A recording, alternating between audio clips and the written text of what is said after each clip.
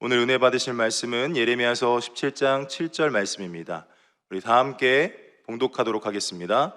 그러나 무릇 야훼를 의지하며 야훼를 의뢰하는 그 사람은 복을 받을 것이니라. 아멘. 할렐루야. 이 새벽을 깨우신 사랑하는 성도님들 환영하고 축복합니다. 오늘도 이 시간에 하나님이 함께하여 주심을 믿습니다.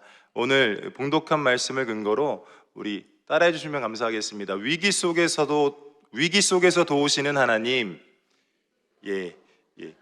위기 속에서 도우시는 하나님, 이러한 제목을 가지고 말씀의 은혜를 나누도록 하겠습니다.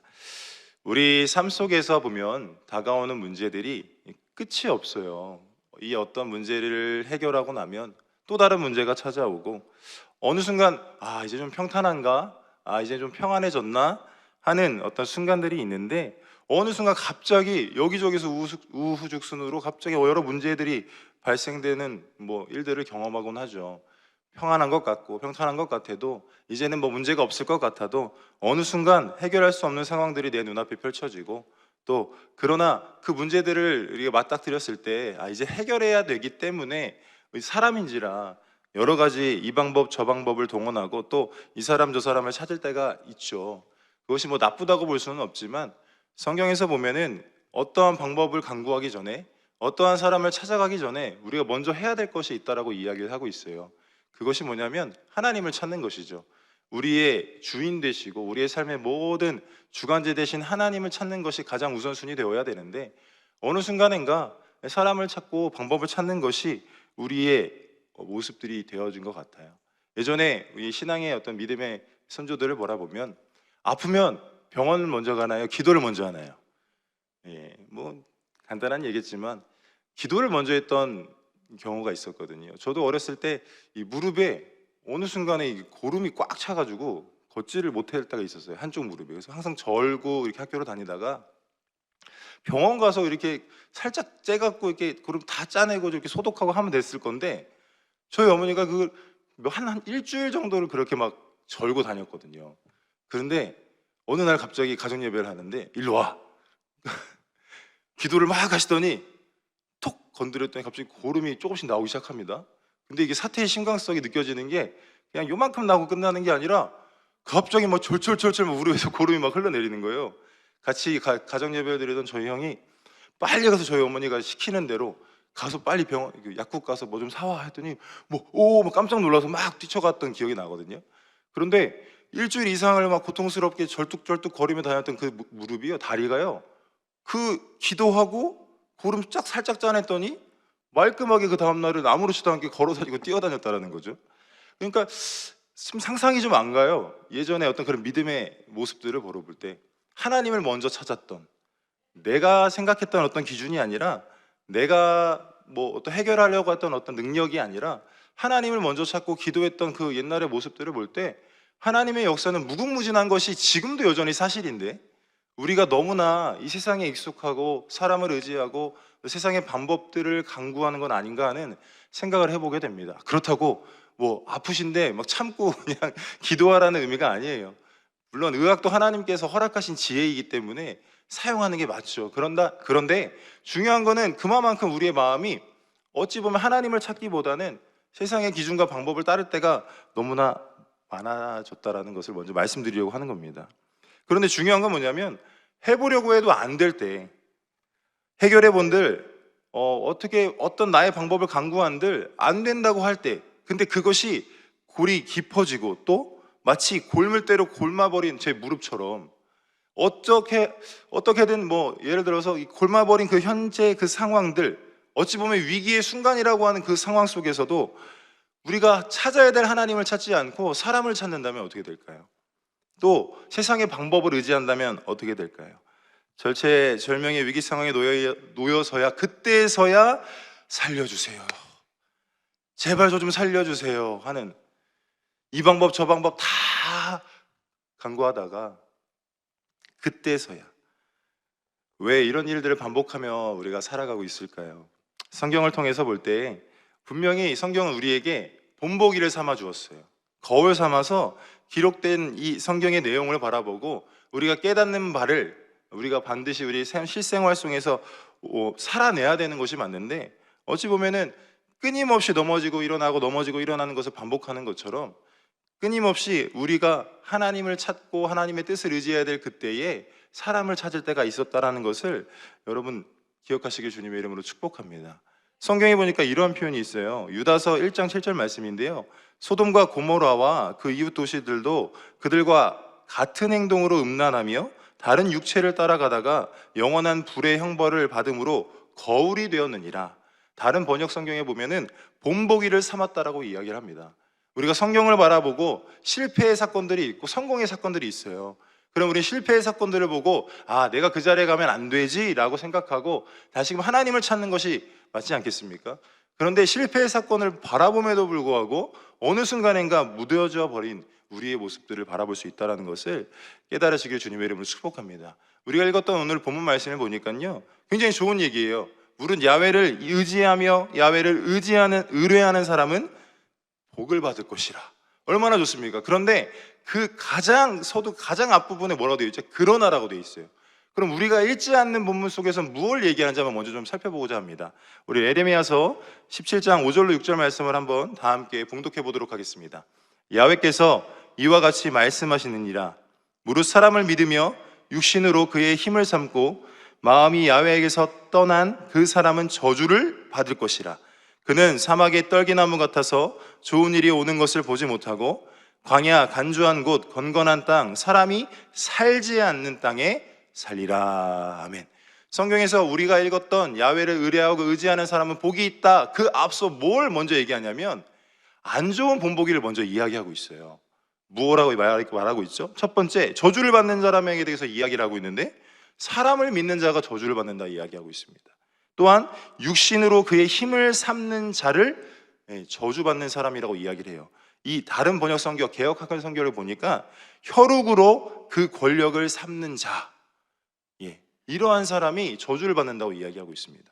그리고 또 그 일련의 과정들을 거쳐서 마음이 야훼에게서 떠난 그 사람이 저주를 받을 것이라고 얘기하고 있습니다. 저와 여러분들 이런 자리에 있으면 될까요, 안 될까요? 그런데 나도 모르게 사람을 의지하게 되고요, 사람을 믿게 되고요, 또 육신을, 또 혈육을 그 권력으로 삼아서 나도 모르게 마음이 하나님께로 떠나가는 거예요. 하나님으로부터 떨어지는 거죠. 처음부터 하나님을 떠나고자 했던 것이 아니에요.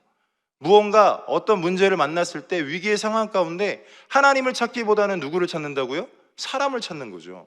나의 혈육, 내가 동원할 수 있는 최대한의 방법들을 동원해서 하나님께 나아가기보단 내 힘과 내 능력으로 해결하라고 하는 어떤 그런 의지조차도 하나님이 보시기에는 너희가 복을 받는 자리가 아니라 저주를 받는 자리라고 성경은 이야기하고 있다는 것입니다. 우리가 사울 왕을 보면요, 기름 부음을 받습니다. 사무엘을 통해서 기름 부음을 받고 하나님의 영으로 감동되어서 예언을 했던 사람입니다. 성경 사무엘상 10장 10절에 보니까 이렇게 돼 있어요. 그들이 산에 이를 때에 선지자의 무리가 그를 영접하고 하나님의 영이 사울에게 크게 임함으로 그가 그들 중에서 예언을 하니. 그러니까 시작은 하나님께로부터 하나님을 전적으로 의지할 수밖에 없는 하나님의 영에 감동된 사람으로서 분명히 왕의 이 직분을 감당해내요. 그런데 문제는 뭐냐면 사무엘상 13장의 블레셋과의 첫 번째 전투 가운데 분명히 이유는 있어요. 사무엘이 약속 시간보다 이래 약 7일 동안 오지 않았습니다. 그리고 자신의 군대들은 흩어지고 심지어 그 군대 중에 어떤 사람들은요, 군인 중 한 명은 요단강까지 건너가 버려요. 아예 그냥 그 군인들이 흩어지는 그 상황 가운데 급한 마음에 자신이 제사를 드립니다. 분명 자신의 일이 아님에도 눈앞에 있는 사람들을 믿었기에 이 군인, 이 한 사람이라도 흩어지면 이 전쟁을 어떻게 치를 수 있을까? 자신도 모르게 상황과 환경 속에 내가 혹은 그 사람을 믿고 의지하는 그 상황이 놓여져 버리니 자신도 모르게 하지 말아야 될 일들을 하게 되었다는 거예요. 다시 말하면 사람의 생각과 사람의 일이 우선이 되어버리니 하나님을 찾기보단 그 제사를 드려야 된 사무엘을 기다리기보다는 절대 하나님의 약속의 말씀은 야훼를 의지하고 의뢰하기보다는 자신의 힘을, 자신의 방법을 동원하는 사울 왕의 모습을 보게 됩니다. 그러나 분명 부득이하여 제가 이렇게 하게 됐습니다. 그래서 아마도 하나님께서는 한 번에 더 기회를 주셨던 것 같아요.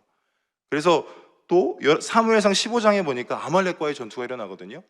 그 아말렉과의 전투 가운데 사울 왕이 대처하는 자세는 여러분 성경에 보니까 간단한 전투가 아니에요. 우리가 생각할 때 그냥 하나님 뭐 시키신 명령 속에 그냥 하면 됐고 안 할 수도 있지라고 하는 어떤 그런 전투의 개념이 아니라 사무엘상 15장 2절에 제가 읽어드리면 만군의 야훼께서 이같이 말씀하시기를 아말렉이 이스라엘에게 행한 일 곧 애굽에서 나올 때의 길에서 대적한 일로 내가 그들을 벌하노니 라고 되어 있습니다. 애굽에서 나올 때를 기억하시고 그 아말렉과의 전투에 임하게 하셨는데, 다시 말하면 하나님께서 기억하시고 이것은 반드시 벌해야 될 사건이다라고 판단하셔서 명령하시는 일이거든요. 그런데 중요한 건 뭐냐면 그 애굽에서 나올 때를 기억하시고 그들을 진멸하라 명령하신 그 하나님의 명령을 그의 생각에는 옳지 않게 여겨졌나 봐요. 이러한 간단한 일이 아니고 모든 것, 남녀와 소아와 젖과 젖 먹는 아이와 우양과 낙타와 나귀를 죽이라, 곧 모든 소유 하나 남기지 말고 진멸하라는 명령을요 온전히 수행해내질 못합니다. 결과적으로 그 사울과 백성이 아각과 그의 양과 소의 가장 좋은 것 또는 기름진 것과 어린 양과 모든 좋은 것을 남기고, 여기서 보니까 주어 가장 앞부분에 누구를 이야기하죠? 사울과 백성이라고 되어 있어요. 그러니까 사람을 의지하고 사람의 방법, 혈육을 힘으로 삼다 보니 하나님의 명령보다는 뭐가 더 중요한 겁니까? 자신의 생각과 자신들의 의견이 더 중요한 거예요. 그래서 좋은 것을 남기고 진멸하기를 즐겨하지 않고 가치 없고 하찮은 것만 진멸했다라고 성경은 기록하고 있습니다. 이유는 또 있었어요. 가장 좋은 것으로 야훼께 제사하려고 그랬다. 그런데 사무엘을 통해서 하나님 뭐라 말씀하시죠? 순종이 제사보다 낫다. 네가 사람의 방법을 강구하고 사람의 생각을 우선으로 두는 것보다 하나님의 뜻과 하나님의 명령, 하나님을 의지하고 의뢰하는 것이 어떠한 명령이라 한들 순종해내는 것이 가장 그 어떠한 재물보다 더 옳다라고 이야기한다는 것입니다. 그렇다면 오늘 본문으로 다시 돌아와서 야훼를 의지한다는 것은 무엇이겠습니까? 또 야훼를 의뢰한다는 것은 어떤 의미가 있겠습니까? 의지라는 단어와 의뢰라는 단어를 이 히브리어 원어를 보니까요 같은 원어를 사용하고 있어요. 확장된 말로써 다시 말하면 강조하는 거예요. 하나님을 의지하고 의뢰하라 반복되어 이야기하는 것은 더욱더 강력하게 하나님에 대한 전적인 주권을 인정하고 그가 통치하심을 받아들여라 라고 이야기하는 겁니다. 저와 여러분들이 다시 말씀드릴게요. 문제가 없는 사람은 없어요. 근데 그 문제 가운데도 하나님을 정말 의지하고 의뢰하는 사람은요 나의 모든 형편과 사정이 이 고난의 과정도 이 문제의 과정도 하나님의 통치 안에 있음을 인정하고 다시금 건져내실 하나님을 바라본다는 거죠. 다윗이 그렇게 탄원, 하나님 앞에 왜 내가 이런 형편을 이런 상황을 허락하셨습니까? 라고 불평하고 원망하는 것 같은데 그의 시편의 말미에는 항상 야훼를 의지합니다. 야훼를 의뢰합니다. 야훼께서 나를 건져내실 것을 나는 믿습니다 라고 고백을 하는 거예요. 여러분 그것이 믿음인 거죠. 어떠한 상황과 환경 속에서 힘들고 어려운 거 하나님 아시죠? 그럼에도 불구하고 그 모든 과정들을 저와 여러분들에게 허락하신 이유는 하나님의 선하신 뜻대로 이루어가고 계심을 믿는 믿음 안에 살아갈 때 불평이 아닌 원망이 아닌 감사가 저와 여러분들의 마음 가운데서 입술로 고백되어질 줄 믿습니다. 이러한 믿음의 삶이 야훼를 의지하고 의뢰하는 삶인 것입니다. 여러분 다윗 왕의 이 사건을 한번 생각해 볼게요. 아직 왕이 되기 전입니다. 사울 왕이 다윗을 죽이겠다고요 막 추적하는 상황 가운데 엔게디 광야에 머물렀던 이 다윗 왕의 모습, 그 사건이 나오는데요 사울 왕이 3,000명을 거느리고 찾아와서 다윗을 죽이겠다고 해요. 그런데 이제 사울 왕이 이 뒤를 보러 이제 여러 표현이 있죠. 근데 중요한 건 그 깊은 곳에 깊은 굴 속에 들어가서 그 뒤에 자신의 일을 용변이나 이런 것들을 처리하기 위해서 들어갔는데 그거보다 더 깊은 곳에 누가 있죠? 다윗이 있어요. 다윗과 그의 사람들이 있어요. 다윗의 사람들은 이렇게 얘기합니다. 원수를 내 손에 넘기리니 내 생각에 좋은 대로 그에게 행하라. 다윗의 여러 사람들 주변에서 동조하는 거예요. 다윗 지금이 기회입니다. 더 이상 도망 다닐 필요가 없습니다. 지금 나가서 사울 왕을 죽여버립시다. 쉽게 말하면 이러한 내용이죠. 그래서 사실 그 말에 약간의 동조가 있었던 것 같아요. 사울의 옷자락을 살짝 베었는데 겉옷자락 살짝 벨 때 그의 마음에 찔림이 있었어요. 그리고 그가 이렇게 고백하는 겁니다. 내가 죽일 수 있죠. 내 힘으로 지금 당장 도망자의 신세를 벗어날 수 있어요. 그런데 그가 이렇게 고백합니다. 야훼의 기름 부음을 받은 사울을 치는 것은 합당하지 않다. 하나님의 기름 부은 어찌 됐든 그가 악신에 들려서 나를 공격하고 나를 어려움 가운데 몰아넣고 있지만, 그럼에도 불구하고 이 과정이 누가 인도하시는 과정이죠? 야훼 하나님께서 인도하시는 과정이에요. 이 과정을 내가 잘 통과해내야 내가 정금같이 나오리라는 것을 다윗 왕은 그 순간 깨달았던 거죠. 내 힘으로 죽여버릴 수 있지만 죽이지 아니하고 하나님의 뜻을 간구하고, 하나님의 마음을, 곧 사람의 방법을 간구하는 것이 아니라 하나님의 방법대로 순종하며 나아갈 때 하나님이 다윗을 세우셨다라는 것 믿으시길 주님의 이름으로 축원합니다. 여러분, 이스라엘 백성도 한번 보세요. 출애굽하고 또 광야에 들어가서 물론 40년간 생활하지만 그 광야의 삶을 누가 다스리시죠? 하나님께서 다스리십니다. 하나님께서 통치하시고 만나를 먹이시고 메추라기를 버리시고 그때그때 물을 공급하시고 여러 가지 기나긴 세월을 하나님께서 함께 하셨는데, 그들이 이러한 사건이 나와요. 민수기 21장 4절 말씀을 다 함께 한번 봉독해 볼까요? 백성이 호르산에서 출발하여 홍해 길을 따라 에돔 땅을 우회하려 하였다가 길로 말미암아 백성의 마음이 상하니라. 분명히 그들 생각에는 더 좋은 길이 있는 거죠. 바로 직진해서 나아가면 우리가 약속받은 그 땅으로 갈 수 있는데, 그들의 생각에 왜 돌아가지? 하는 생각이 그들을 엄습하는 순간 그들의 마음이 어떻게 됐다고요? 상해버렸어요. 이 모든 과정이 하나님께로부터 온 것임을 믿고 신뢰한다면, 의지하고 의뢰한다면 그러한 마음이 상함의 일들이 나타나면 될까요? 상함으로 끝나는 것이 아니라 우리의 이성과 상식에 맞지 않는 왜 이러한 일들을 펼치십니까 하나님? 이란 표현이 입술로 고백되어져요. 그게 곧 원망이고 불평인데, 성경에 보니까 하나님과 모세를 향하여 원망했다라고 되어 있습니다. 어찌하여 우리를 애굽에서 인도해내어 이 광야에서 죽게 하는가? 이곳에는 먹을 것도 없고 물도 없도다. 우리 마음이 이 하찮은 음식을 싫어하노라. 얼마나 감사했습니까? 만나를 먹을 때, 메추라기를 먹을 때 얼마나 감사했어요. 그런데 이 내 마음이 상하는 그 일로, 내 이성과 상식과 맞지 않은 그 하나님의 인도하심이 있다라고 판단되어지는 순간 어떻게 하는 거죠? 원망하게 되는 거예요. 그 원망이 극도로 심해지다 보니까 왜 광야에서 죽게 하냐? 이미 죽게 하는 것도 아니었는데, 이곳엔 먹을 것도 없다. 계속 먹여주고 계셨는데, 물도 주셨는데, 더군다나 하찮은 음식이라는 표현까지 해가며 원망하게 된다는 거예요. 우리는 이와 같다라는 거죠. 눈앞에 보여지는 여러 상황들, 그러나 내 마음과 내 생각과 내 이성과 내 상식에 맞지 않으면 바로 어떤 반응이 나온다고요? 이와 같이 불평하는 거예요. 여러분, 하나님을 의지한다는 것, 하나님을 의뢰한다는 건요, 이 모든 원망의 자리에서도 차고 나올 수 있는 믿음의 결단이 있어야 된다는 것을 믿으시길 주님의 이름으로 축원합니다. 결과적으로 어떤 일이 발생합니까? 야훼께서 불뱀들을 백성 중에 보내서요 울게 하셔요. 물론 장대 위에 놋뱀을 달아 놋뱀을 보는 자마다 산다 하지만 결과적으로 수많은 사람들이 죽게 됩니다. 여러분, 이와 같은 이 삶이 우리 가운데 적용된다면 그것이 곧 야훼를 의지하는, 야훼를 의뢰하는 삶일까요? 그렇지 않다라는 것입니다.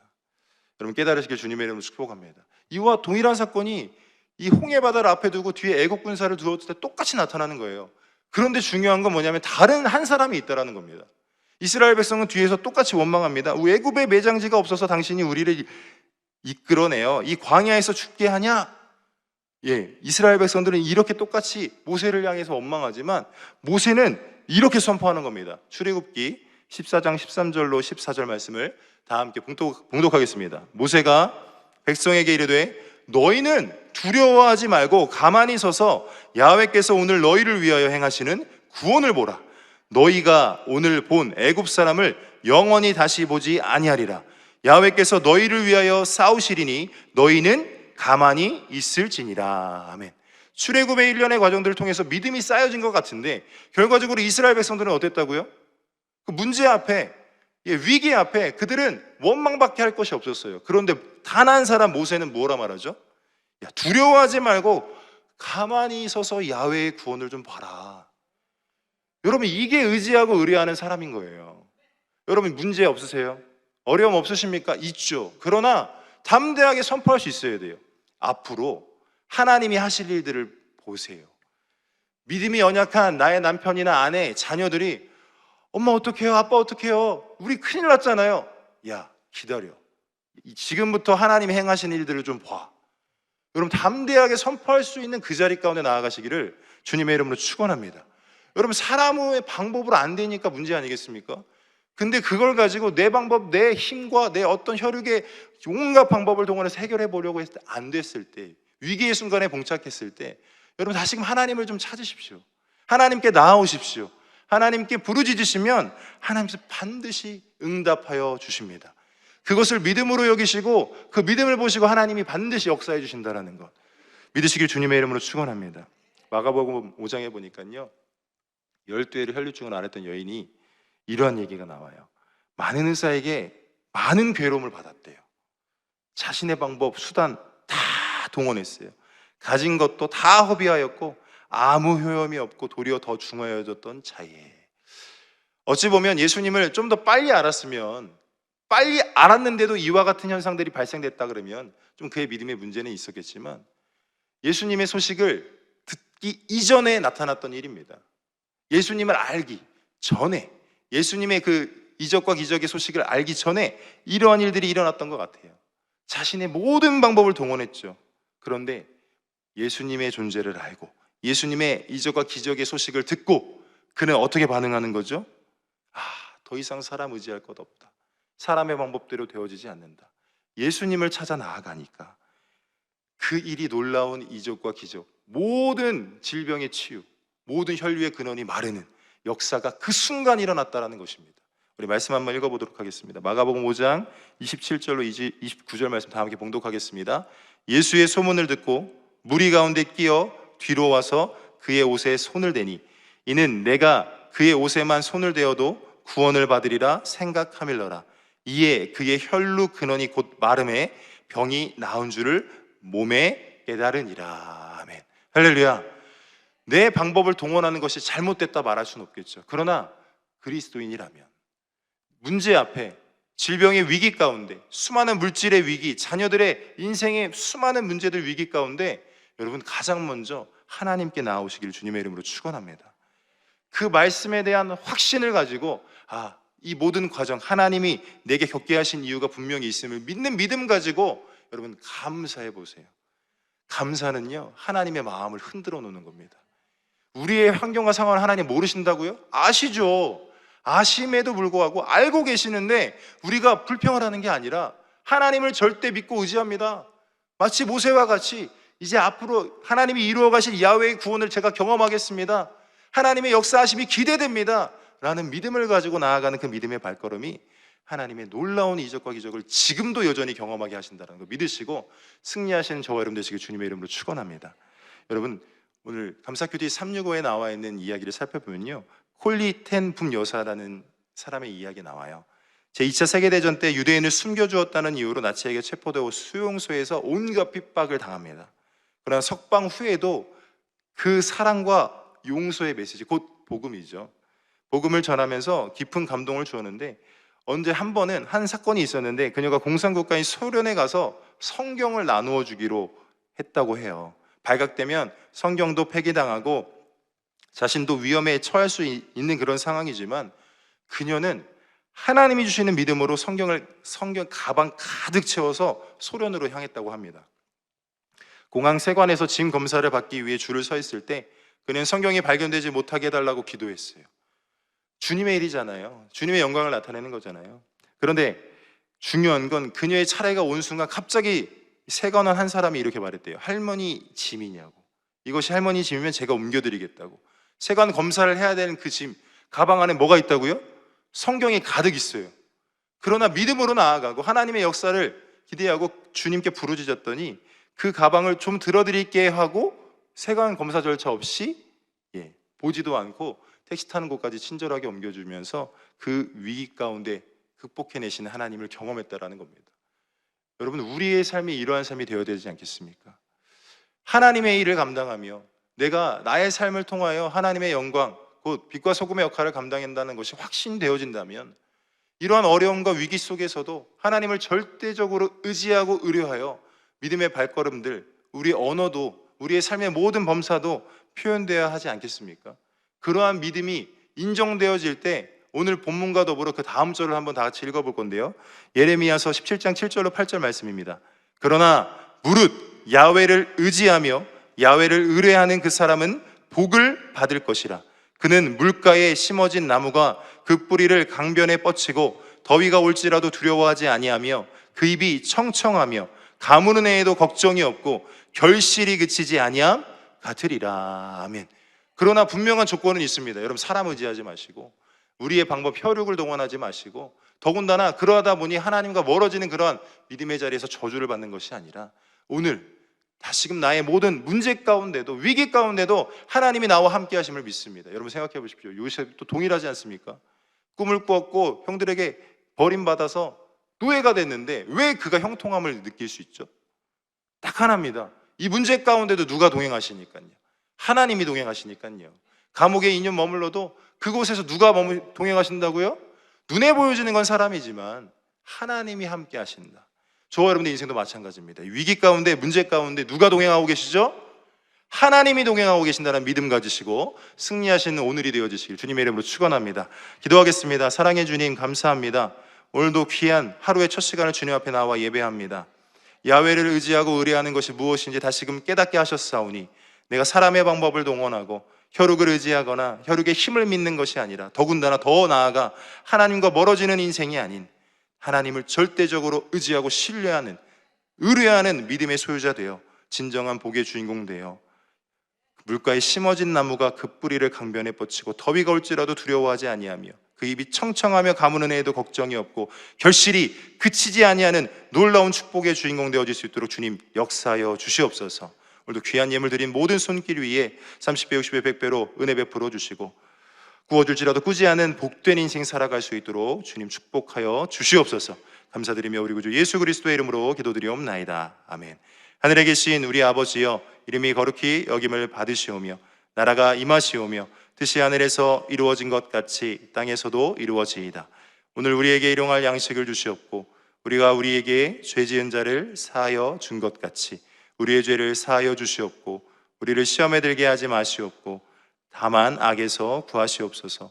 나라와 권세와 영광이 아버지께 영원히 있사옵나이다. 아멘. 할렐루야. 하나님께 영광의 박수 올려드리겠습니다. 이제 기도하는 시간입니다. 나라와 민족을 위해서 기도해 주시고 여의도 순복음교회와 이영훈 대표 총회장님의 목회 사역을 위해서, 여의도 순복음 분당교회와 황선욱 담임 목사님의 목회 사역을 위해서, 모든 교육자와 선교사님들, 장로회로부터 영유아부까지 각 교구와 기관과 부서가 부흥을 이루게 해달라고 기도해 주시고, 여러분이 가지고 나오신 기도 제목과 성령 충만함을 위해 말씀을 의지하여 주 삼창하고 통성으로 기도하도록 하겠습니다. 주여, 주여, 주여.